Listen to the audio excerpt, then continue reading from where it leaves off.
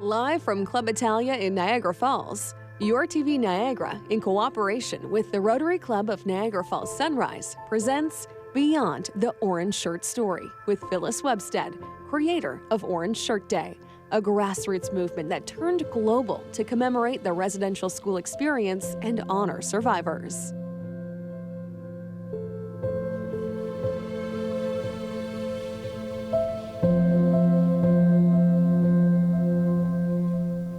Hello, I'm Carrie Zafiro, member of the Rotary Club of Niagara Falls Sunrise and volunteer for YourTV right here in Niagara. I have the absolute pleasure of hosting this very special luncheon, which is an extended Rotary meeting with a very, very special guest. We have all gathered here today to listen to Phyllis Webstad.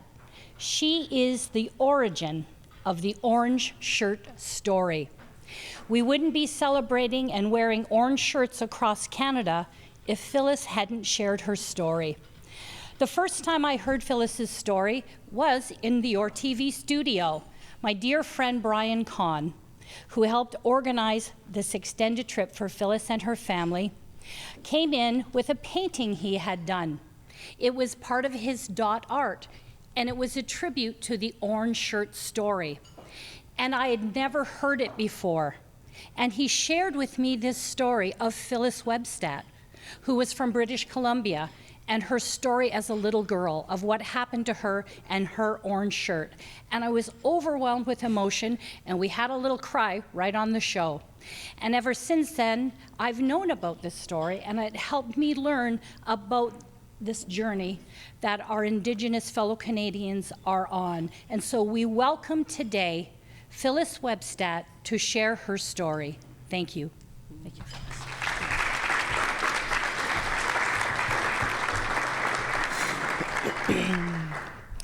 Wait, Chwedep, Phyllis Webstad, Rensquest, Strachem Chatlem Slakwan. Hello to everyone. I'm Phyllis Webstad from the Kennew Dog Creek First Nation. I am Shawetmch or Shuswap from the interior of British Columbia. Geography-wise, we are about 7 hours north of Vancouver driving by car. I want to thank Grandmother Renee Hill earlier for the prayer, so Guksjam, thank you for that, for giving thanks. And I want to acknowledge all of these survivors in the room. We have many that are here. And if you don't mind, survivors, I know you may not be able to see them at home, but if they could just put their hands so you know who they are, survivors that have gone to residential or day school. So thank you.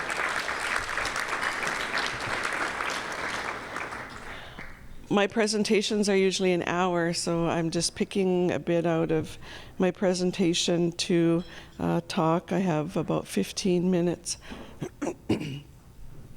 I'm third generation Indian residential school survivor, and what that means is 3 generations of my family attended the St. Joseph Indian Residential School out of Williams Lake, about 20 minutes, otherwise known as the Mission. So if you hear me talking about the Mission, that's what it means. Granny was the first generation to attend. All of her 10 children attended. Granny's eldest grandchild, as well as myself. So the third generation to attend the Mission. And unbeknownst to me, my son, who is on the trip with us in Niagara Falls, but he's not here today, is the 4th generation to attend.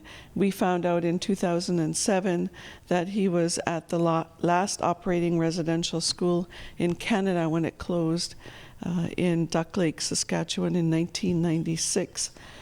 This is a book called Beyond the Orange Shirt Story that came out last year. All of my books are motivated by students, elementary and high school. This is my first book, The Orange Shirt Story. They are also available in French, and this one is available in my language, Shawetmchjin or Shuswap. They all have curriculum. And so this book was motivated by the elementary students. I would be asked to go into the classrooms to talk, and it's hard to talk to them with just me, so I thought if I had pictures, that would be easier. But then when I'd go into the high school and talk to the older ones, all I had was my book, and that wasn't very cool for older ones. So, and I went one year, I say my experience was a walk in the park compared to Mom, my aunts and my uncles and my granny. And I had their permission to tell stories, their stories, it wasn't my story. So I thought if I collected those stories and put them in here, and for the older ones to learn more by, because I couldn't answer a lot of their questions. I said that I was Shawetm, and just to explain a bit about that, in our nation there are 17 bands, 12 Southern and 5 Northern. So in the Southern, there is one residential school, the Kamloops Indian Residential School. You've come to know it as the Kamloops, and the world knows them now, to Kamloops 215. And in the north, there's 5 bands, and there's one residential school there called the Mission or St. Joseph Indian Residential School. There were 5 nations that attended there. There was the Shawetmch or the Shuswap, the Chelkotin or the Chelkoten, the Deketl or the Carrier, the Stetlamch, people from Whistler outside of Vancouver, Pemberton, Lillooet, Mount Currie area, as well as the Nukhalk, the people from Bella Coola and Bella Bella area. So, but 3 generations of my family went there. I didn't just get out of bed one day and decide that September 30th would be Orange Shirt Day. There's a story to go along with it, and events and people to credit. We worked on this book, the Orange Shirt Society and myself, and this also has curriculum with it, and it tells the story of the day. In 2013, I was not working, I was unemployed, and I heard that the TRC was coming to Williams Lake, and I invited myself to the meeting. I thought, they're not going to throw me out on my ear. I'm a survivor. And sure enough, they welcomed me, and we had events happening, and we wanted everyone to know not only what was happening, but everybody to know they were welcome to hear the truths of survivors. We're a ranching community, so we wanted the ranchers, the RCMP, the government, political, the schools, everybody to know that they were welcome to come and hear the truths of survivors. And so that's how I was able to tell my story for the first time. I was just looking for a right here. So I told my orange shirt story, and there was another member of the planning group that was doing some research on the TRC to find out a little bit more about it. And she ran across a video from Murray Sinclair challenging Canadians to keep the conversation happening after the TRC wrapped up. And as we know, that was June. The final report was out in June of 2015. And she had the idea in the bathtub. She thought, well, there's Pink Shirt Day. Why can't we have Orange Shirt Day as a day to keep the conversation going? And originally, the day was just for the mission only. They approached me. I just thought, okay, we'll talk about it once a year, about the mission. We'll wear orange. But this woman, her name is Shannon. Her story is on page, I have to look at that, page 80 in the Orange Shirt Day book. And she called me at home and she said, can I help you make this day go viral? This Orange Shirt Day, it's such a good idea. And I agreed.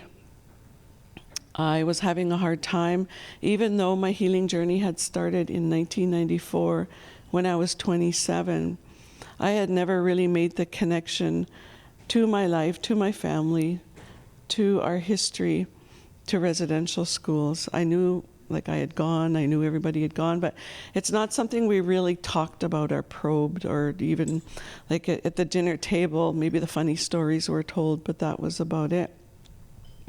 So Shannon is her name. She called me at home, and I told her, sure, she can, I guess, help me make this go viral, not really knowing what it is. And I think I had been on Facebook a little bit by then, but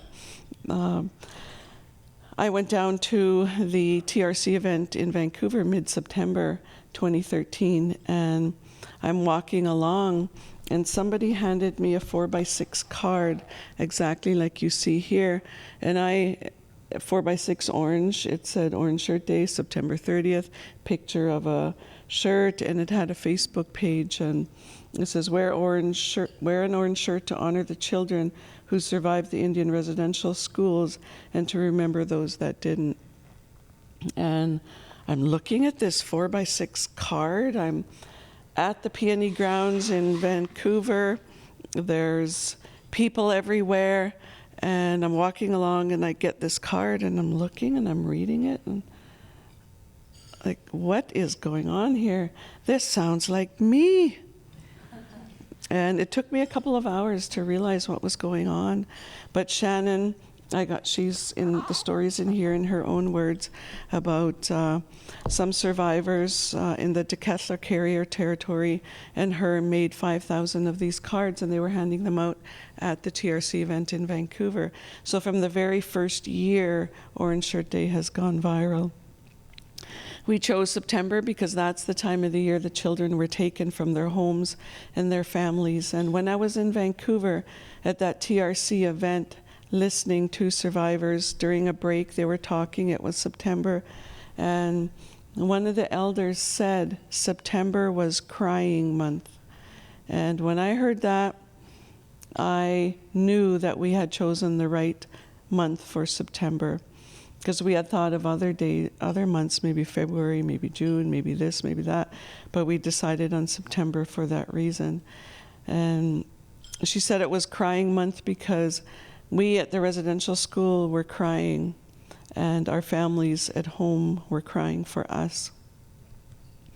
We chose the 30th because we wanted time to settle in, or the teachers to settle in, to plan an event and to teach, for the teachers to teach their students. And so that's why we chose the 30th. And when we were talking, we thought that we needed a slogan or a saying or a catchphrase. And when I shared my story, I shared how when I was there for that 1 year, I felt like I did not matter. I could be hungry, sick, lonely, tired, sad, angry, and we weren't tended to. My eldest aunt talks about how she would go and comfort her younger siblings, and I didn't have that.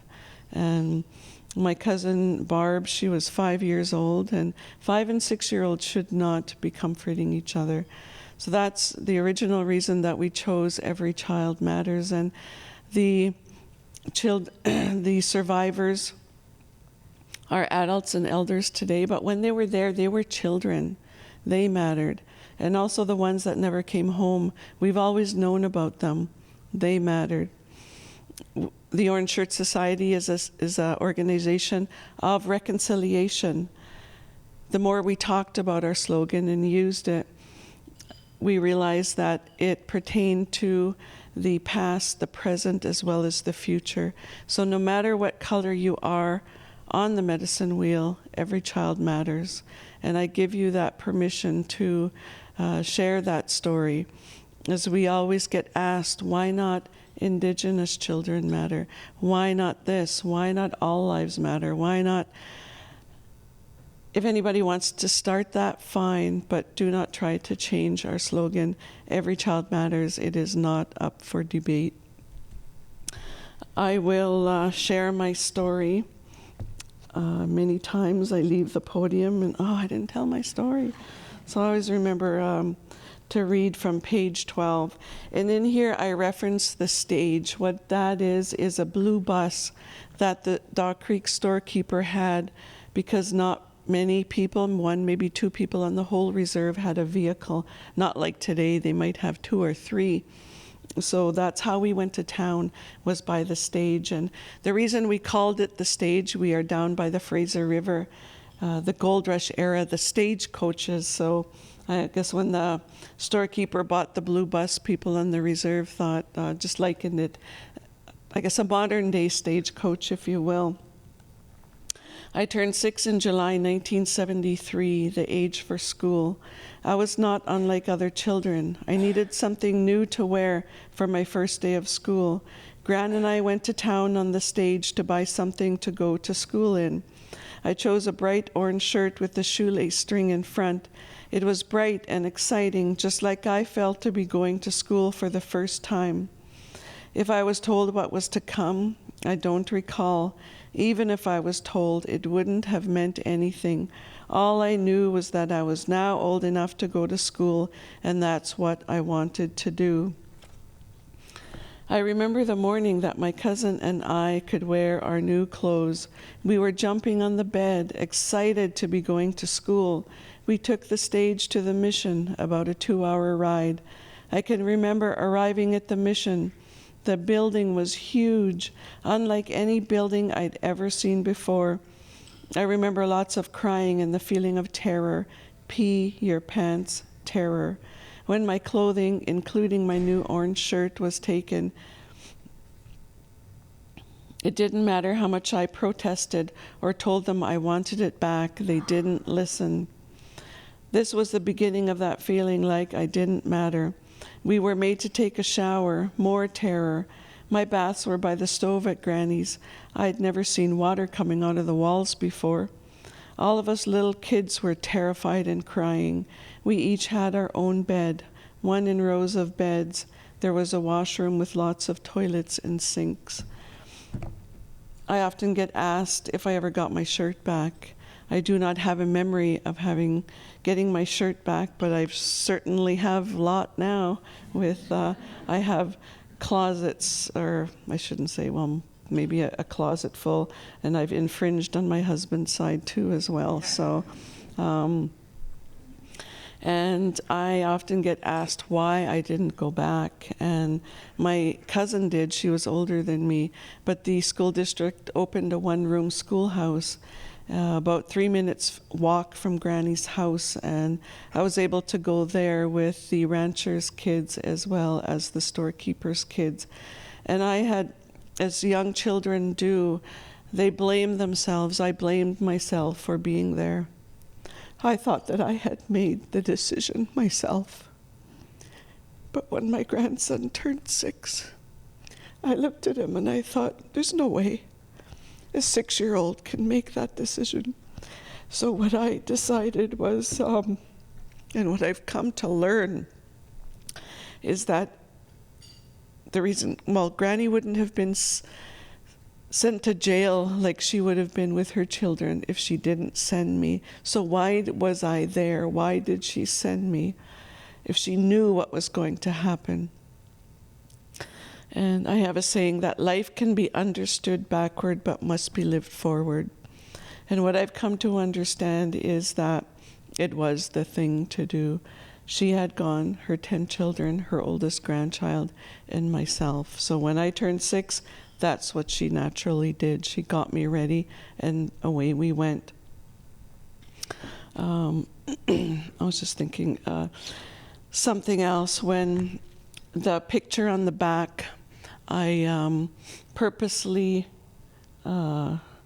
chose this for a reason, and I'm not sure if I told Mom this, but there's a picture of Mom there, and just happy like that. And to me, I'm going to be at some point giving this to the Prime Minister, and I'm going to show him the picture, because to me what this means is the last laugh is on you. We made it. It's like Mom is saying, look at me, we survived, this is our family, we're here. And Granny lived to be 100, and even when she was 96, she said, ever since they got here, they've been trying to kill us. And looking at my family's picture in 2018 when I was on tour, I realized something, and then I'll be finished, that my son and his wife, I have one son, one child, for the first time in 4 generations, children in my family, my grandchildren, are living under the same roof as their mother and their father. Granny, Mom, me, and my son didn't have that. It might not be a big deal to you, but it's a big deal to us, and that is going to change. As Marie Sinclair said, my grandchildren are going to grow up being who they were meant to be.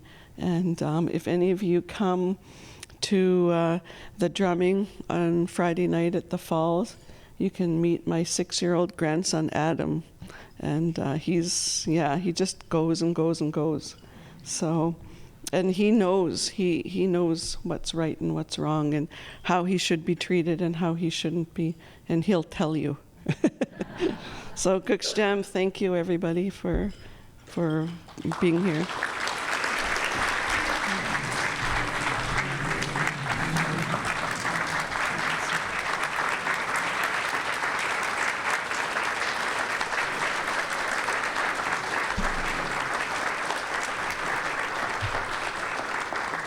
And now we are going to open up the floor to some questions. We have a microphone that's being moved into position. And if I could have anybody who would like to ask a question to please head over here, and we'll ask the first question. And while we're waiting for that, I'm going to ask a question. And I'm sure maybe you won't be able to answer it because you were there for 1 year, but if maybe one of the other survivors would like to answer a question, if you wouldn't mind coming up to the stage so we can hear it. I'm wondering about the quality of the education. So here you're in this school and you're supposed to be educated. Did they teach anything useful? Would you mind coming up to answer that question for us? Thank you.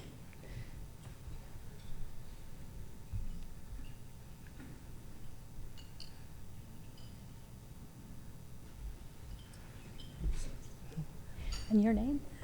Dawn Hill. Dawn Hill. So I have Dawn, everybody. So what was the education like, Dawn? What education? I was at the Mohawk Institute in Brantford from 1957 to 1961. And I came out of there going into foster care and into the public school system. I didn't know how to read. I think the only thing that we did well there was we learned how to write, like physical, cursive writing. We practiced that a lot. But I think that the majority of the kids that went to residential school, especially in the past, before me even, didn't get a good education because we weren't being trained to be academics or anything like that, nothing to be more professional. We were being trained to sew, wash the floors, dust, clean. And so I was glad then, when I look back at it now, that I went to foster care from there. I mean, I would have preferred to go home. But I did get an education outside, and I was really, I have to commend the teachers that had to deal with me from grade 5 on, because then they had to teach me how to read, and I did learn, and I felt like by the time I reached grade 8, that I was up with my peers. So they must have done something right. Because I didn't, well, first of all, I didn't know I could go on in high school. I didn't know my rights as a Native person, that I had treaty rights where they said they would educate us and pay for that, and medical and stuff. So I didn't know that until I was like 35. And then I went back to school at Lakehead, and I became a teacher. Wow. And That's incredible.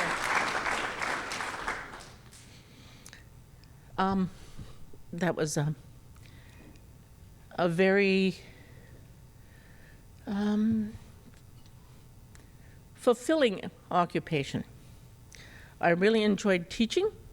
I especially enjoyed teaching grade 8, which I did most of my teaching. And I feel today that it would be the young people who would move us forward. So no education at the mush hole, that's what the Mohawk Institute was, but definitely afterwards. And I have to commend anybody who moved on in their lives as residential school survivors, who did something, even if they just stayed home and looked after their children. That was commendable. Do you want to just stay here for a minute in case there's another question? Oh. Be careful what you're good at, Tana. Dawn. Dawn, sorry, Dawn. That's okay. Any other questions here? Yes. Yeah, please, right into the microphone. Thank you. Okay. Sorry, I'm short. So I actually just had a quick question. I'm actually here a part of Meridian Credit Union's BIPOC ERG. I'm actually the chair. So my mother was actually a residential school survivor. My aunts, my uncles, sorry. Very emotional. So we're always looking for ways to do our part. And now working in financing. And on this committee, if you have any suggestions for programs we can put together. Sorry. You know what I'm thinking what we could do is, that is a huge question. And I'm thinking that we could, do you want to answer that? And then maybe we can make some connections after the program as well. I've done many presentations lately to corporate, and many are doing reconciliation action plans. Picking out, we have the 94 calls to action brochure at our table where we'll be book signing, and they pull out the action plans of that and of the murdered and missing Indigenous women and others and they come up with a plan of what they can do. And it was just on this trip that I realized that I will need to tell them that it needs to be truth and reconciliation action plan, because the truth comes first. The truth is not yet fully told. There is some horrific truths that need to come to light to the public yet. And so a plan to do that. And start with a plan, and you have some wonderful resources here in the room that can come and tell their truths. And so that needs to happen before reconciliation can happen. And as Murray Sinclair says, it won't happen in probably my lifetime, my grandchildren, maybe my great-grandchildren. And I was actually asked by a corporate individual about a year and a half ago when I was talking to him if the federal government will do a news release when reconciliation has been achieved. And I just, oh my, are you serious? Okay. And then I started to tell him my story, and then he accused me of being emotional when I started to tell him my truth, and then that wouldn't happen. So there's a lot of education to happen in Canada, and it's not all on our shoulders to teach everybody. Everybody has to do their part. So. Do you have another question, a follow-up question? No, I was waiting. Any other questions? I've got one coming up here. Now she's working her way up. I really like what you just said, and I think it's a very important that for the rest of us, that we do open our ears and open our minds and our hearts and are willing to listen and to encourage other people who aren't here, who aren't ready to listen, for us to be patient and encourage them and bring them along that journey. Because I like what you just said. It's not up to you to educate everybody. It's up to the rest of Canada to actually want to learn. Right?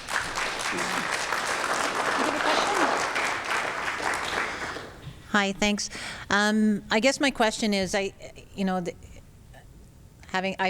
read the TRC report and the recommendations, the calls to action, the missing and murdered Indigenous women and girls reports, and the calls to action. It's sometimes it becomes a bit overwhelming, and for those of us who are not part of the Indigenous community, but who want to help support and be part of that truth and reconciliation, we can buy the T-shirts and wear them every once in a while, and we can do things like I put ribbons on my mailbox. Orange ribbons live on my mailbox.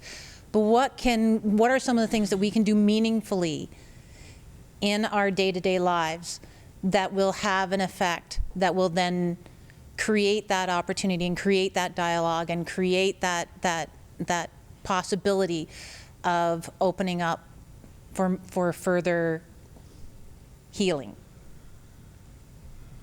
That's a big question, sorry. Yeah. The National Centre for Truth and Reconciliation, so nctr.ca, has a wonderful website for just that question.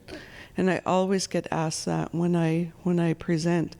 In my recent response, because Niagara College has a scholarship, and so now I'm saying, assist with Indigenous education. Murray Sinclair says it was education that got us into this. It's going to be education that gets us out. But not only that, elementary schools need help as well. I went to speak at my grandson's school. It's the part of Kamloops that isn't as rich as the ones on the hill, and their equipment didn't work. So what I did is I just grabbed my book and I just started talking to them without any microphone. I had to holler. But education is something that can be invested in, and so that's one of the suggestions that I have. But what you're doing today, opportunities for talking and conversing, that's what Orange Shirt Day was created for, to create conversation. And there's a powwow on Saturday. You're all welcome to come to that. There's drumming at Niagara Falls on Friday night. So it's just keep talking and keep meeting people, and it's not there's no magic pill that you can take for it to happen. Anybody else have any questions at this time? Then what I'm going to do is I'm going to ask Phyllis to stay right here. We're going to do our official thank you, and I'd like District Governor Lisa Bishop to come up, and I would also like Grandma Renee to please come up. Just stay right there.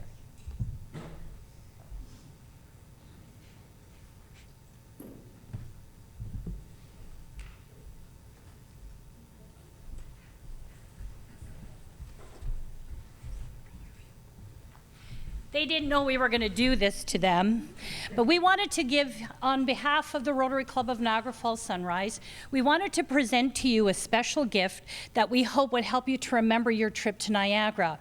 So for each of you, we have a piece of art. It's made by a local artist, Rossi glass. It's all wrapped up nice. It's hand-blown glass in the shape of Niagara Falls. Oh. So that you will, and it's a beautiful blue. And and we just wanted you to have something that in the future you will look at this and you will say, that's from when I went to Niagara Falls. So on behalf of each and every one of us here, we want to give you a very warm thank you. Thank you for sharing.